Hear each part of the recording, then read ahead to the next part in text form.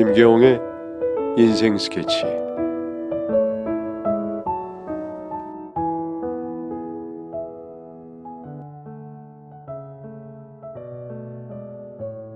안녕하세요.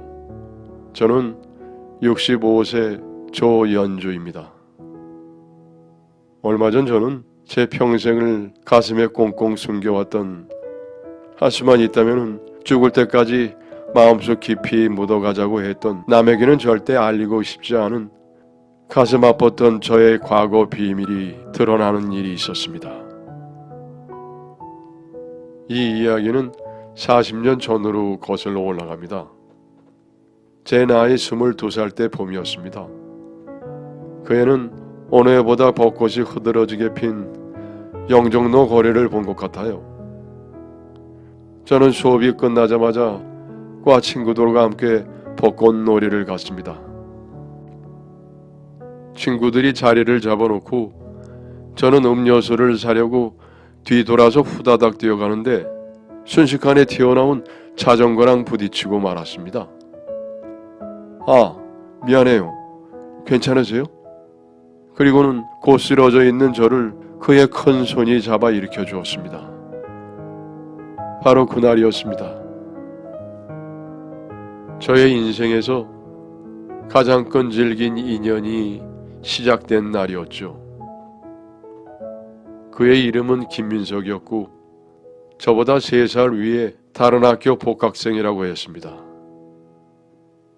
처음 본 그의 모습은 하얀 피부에 훤칠한 키, 도시적인 외모와 어울리지 않은 수도분한 분위기로 제가 놀란 것 같아 걱정하는 표정 반, 흙이 묻은 저를 놀리고 싶어하는 표정이 반, 정말 개구쟁이 같은 어린아이 같은 모습도 보였습니다. 그리고 대화를 나누게 되었을 때는 역시나 유머러스한 사람이었습니다.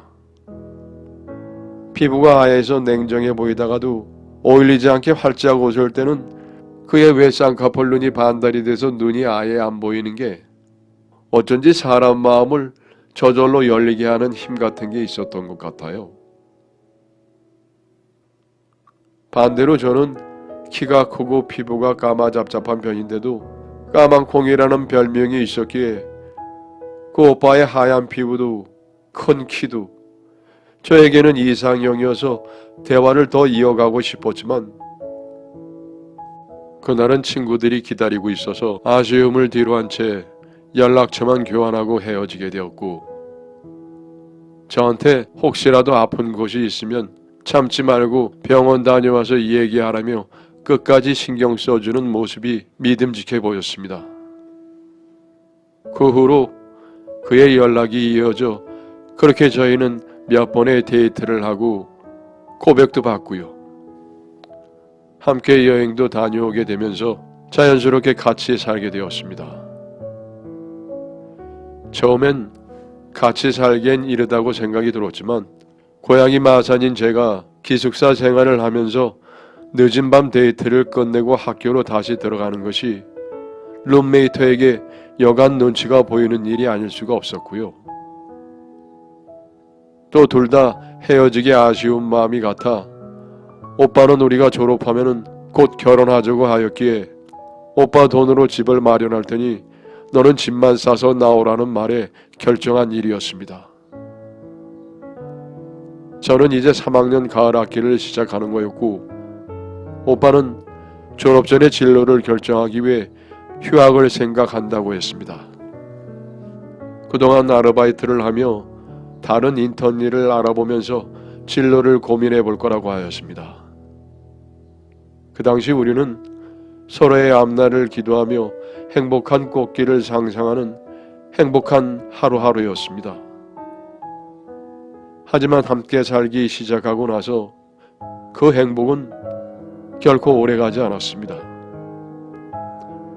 현실은 너무나 달랐고 그 사람과의 하루하루는 너무나 고단한 가시밭길이 되어 아직까지도 저의 가슴에 박힌 가시가 빠지지 않고 박혀 있었습니다. 같이 산지 석 달쯤 되었을까요? 오빠는 건축사 인턴으로 일을 막 배우기 시작해서 가끔 지방으로 가는 일도 생기곤 해서 같이 살아도 방학 전이라 집에서 만나는 게 쉽지 않았습니다. 그리고 주말에 집에서 만나면은 너무 반가웠지만 그때 볼 때마다 어딘가 분위기가 조금씩 변해오는 것이었습니다. 처음엔 전처럼 매일 보는 게 아니라서 기분 탓이라 여기고 넘겼죠. 그리고 또 한 가지, 그때쯤 오빠가 달라진 점이라면은 그 당시 저는 어리고 학생인지라 항상 구내 식당밥을 먹고 할 줄 아는 요리라고는 라면 아니면은 계란 후라이 밖엔 해본 적이 없던 터라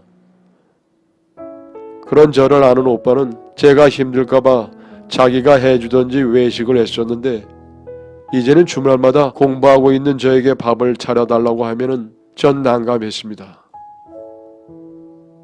처음에는 제가 부족하고 그동안 오빠가 다 했으니 이제는 나도 해야겠다고 생각을 했고 배우면서 하면 되겠지 했었죠.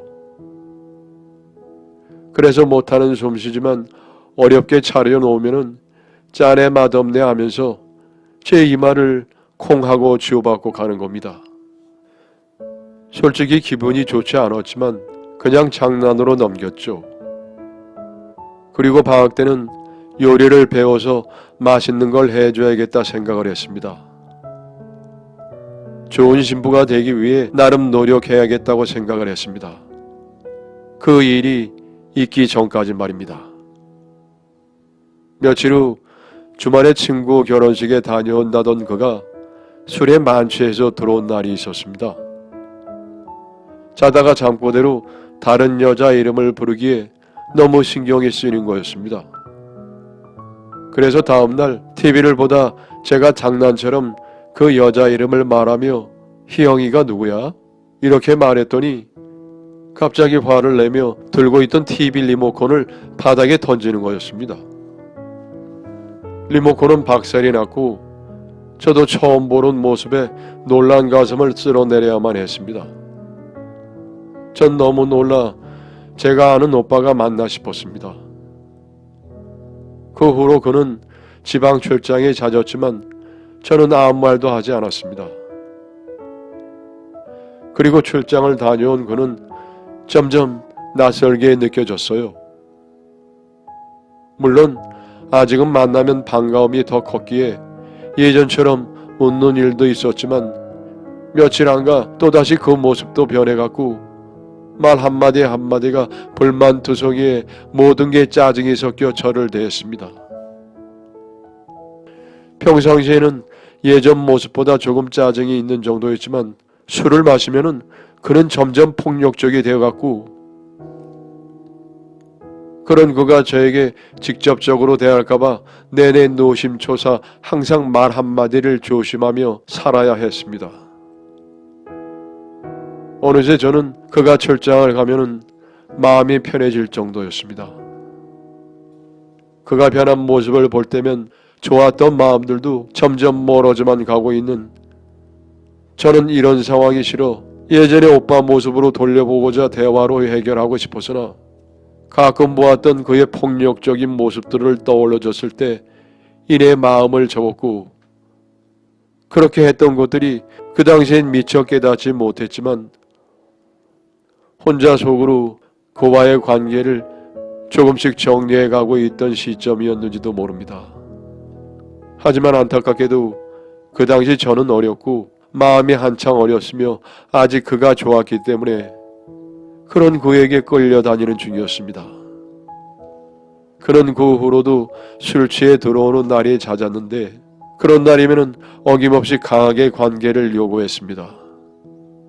저는 싫다고 몇 번 거부도 해봤지만 바보 같게도 아직 좋아하는 마음과 내가 계속 잘해주면 예전으로 관계를 돌릴 수 있지는 않을까라는 잘못된 믿음이 저를 점점 돌이킬 수 없는 어둠의 구렁텅이로 몰아가고 있었습니다.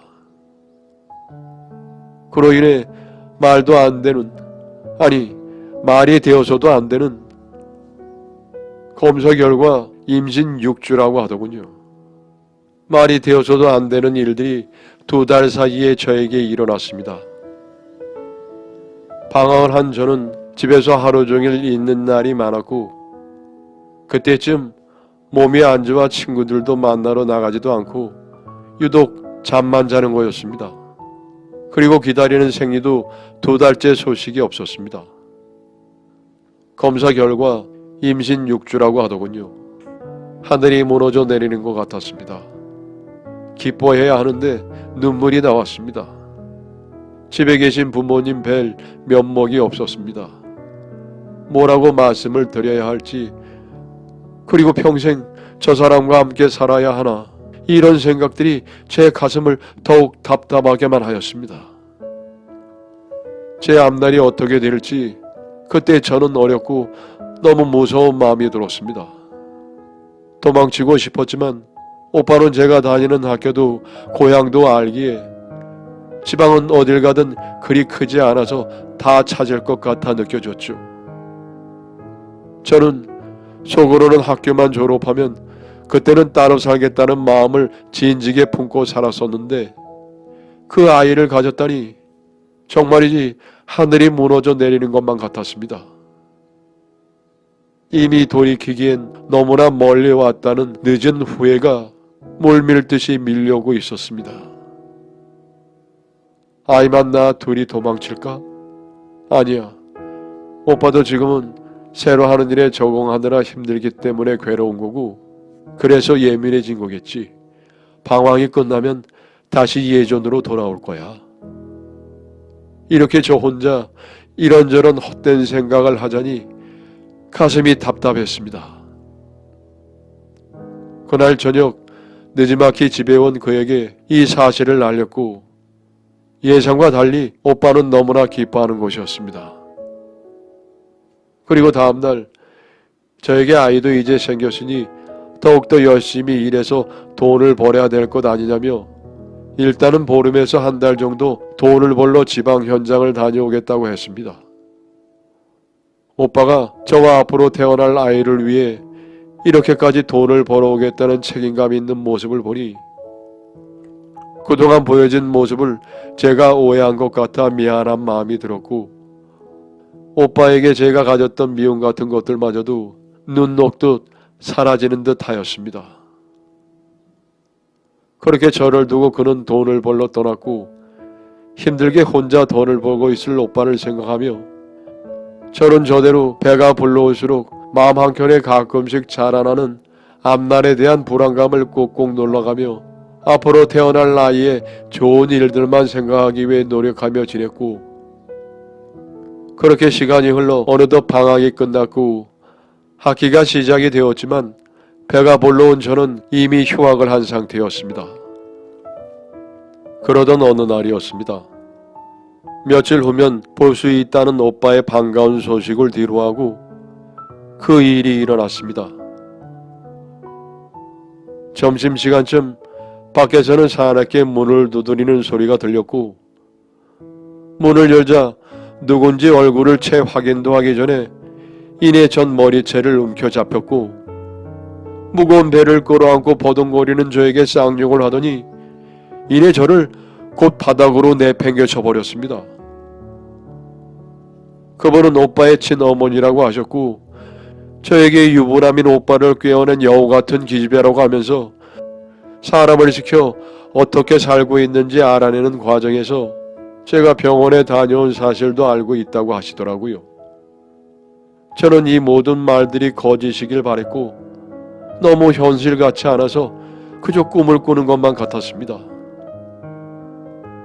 그 후로도 많은 말들을 쏟아내고 집을 태풍처럼 휩쓸고 가버렸지만 제 머릿속에 남은 말들의 어이없는 기억을 꾸역꾸역 짜내보면 말인즉슨 요즘 들어 오빠가 일 때문에 지방 출장이 많았고 주말이면 친척 결혼식이나 집에 갔다 올 일이 많기는 했지만 그리고도 한 번도 저를 부모님께 소개한 적이 없었던 이유가 다 그가 유부남이었기 때문이고 그의 와이프는 승무원으로 출장이 많은 직업이라서 가능한 일이었다고 합니다. 아이가 없던 두 사람, 그러니까 그와 그의 와이프가 제가 애가 생긴 걸 알고 오빠가 바람핀 걸 용서해주는 대신 아이는 자기가 키우겠다고 했다는 이야기와 그리고 돈을 주며 이걸로 얌전히 병원을 다니고 애를 낳아줄 것을 강요하며 만약 도망이라도 간다면 제가 다니는 학교와 본집으로 찾아가 유부남을 꼬셔서 아이까지 낳고 온 동네방네 소문을 내겠다며 어쩌면 저에게 시어머니가 될 뻔했던 제 앞에 앉아 방금 전까지 제 머리끄덩이를 잡은 이 아주머니께서 그 사람과 제 아이 얘기로 저에게 협박을 하더군요. 더군다나 지금까지 저는 아무것도 모른 채 아이까지 가진 몸으로 억울하게 누명을 쓰고 유부남을 홀린 졸제 여우 같은 말도 안 되는 년이 되어 있었습니다. 너무나 어이가 없고 기가 막혀 아무 말도 나오지가 않았습니다. 게다가 그 사람은 저보다 3살이 많은 복학생도 건축 일을 하는 사람도 아니었습니다. 나이는 저보다 8살이 많고 그저 일이라면은 어머니가 가지고 있는 골프 연습장을 본인의 명의로 운영하고 있어서 사장이라는 간판이 있을 뿐 하는 일이라고는 그 나이에도 친구들과 골프 치고 놀러 다니고 술을 마시는 게 다인 사람이었습니다. 그런 사람의 엄마라는 그분께서는 돈 봉투로 모든 걸 해결하려 하였고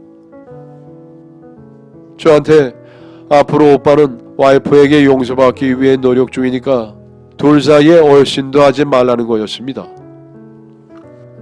마지막으로 테이블에 돈을 던지며 이걸로 병원을 다니고 애를 낳아 자기 집으로 보내라는 거였습니다. 저는 뱃속에서 아직 밝은 빛도 보지 못한 이 아이가 내 아이인데 어딜 데려간다는 것인지 무슨 말을 하는 건지 들리지 않았고 잠시 의식을 잃고 일어났을 때는 병원이었습니다. 눈을 떴을 때 병원의 환한 형광등 빛에 잠시 눈이 따가워 얼굴이 찌푸려졌습니다. 저는 순간 내 아기 하고 번뜩 배를 끌어안았습니다. 이내 바로 하얀 가운의 의사 선생님께서 간호사 한 분을 대동하고 들어오셔서 저에게 산모가 아직 어리고 초산이라 더욱 조심해야 된다며 위험할 뻔했다고 심신을 안정시키라고 주의를 주고 나가셨습니다. 저는 정말 천만다행이라고 생각하자 폭풍처럼 눈물이 쏟아져 내렸습니다.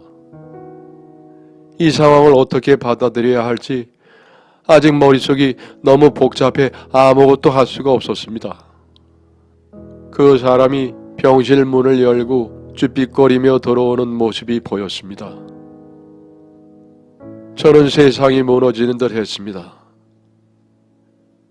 그 사람에게 어떻게 된 일인지 상황을 물었고 처음에는 미안하다고 일관하던 그는 며칠이 안 가 자기 잘못이 없다는 양 아나무인식으로 태도를 바꿨습니다.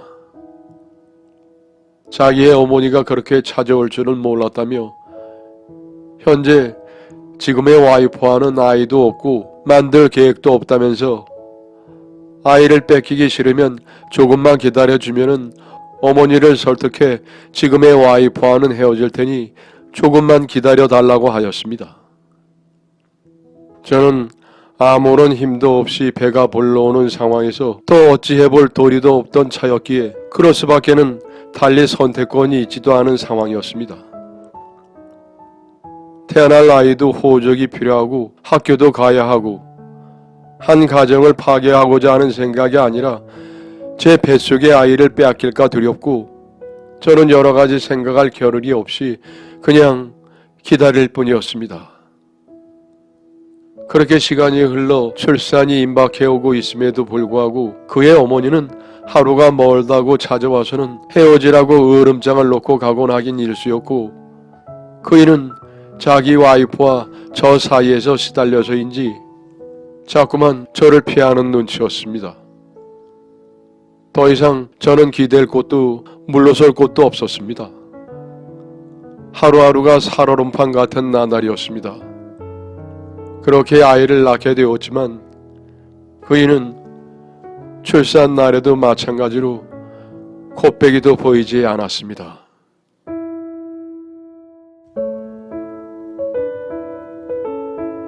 여러분의 사연을 기다리고 있습니다. 내용은 제한이 없고요. 구독과 좋아요는 저에게 큰 힘이 됩니다.